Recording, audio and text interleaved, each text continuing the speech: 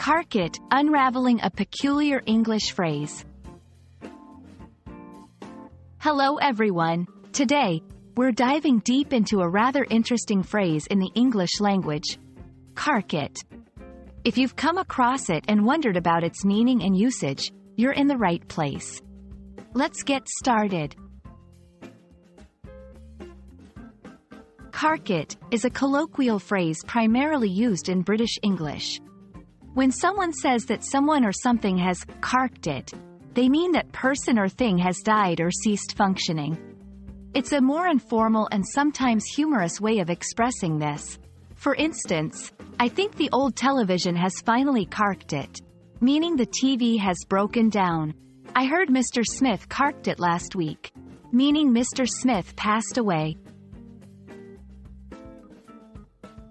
The exact origin of cark it is somewhat cloudy, but the word cark originally meant to be anxious or worried. Over time, its meaning shifted, and in modern usage, especially in the UK, it's come to be associated with death or malfunction. Since cark it is informal, it's best used in casual conversations. However, be mindful of the context, especially when referring to people. Making light of someone's death might not always be appropriate, and can come across as insensitive. Examples: 1. Acceptable. My phone has carked it. I need to get a new one.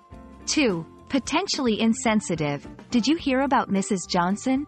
She carked it. In sensitive situations, opt for more direct and respectful language. That wraps up our exploration of the phrase, cark it. Remember, language is a fascinating journey. And while it's great to expand our vocabulary, it's equally crucial to use phrases appropriately and sensitively. We hope you found this video informative. Until next time, happy learning!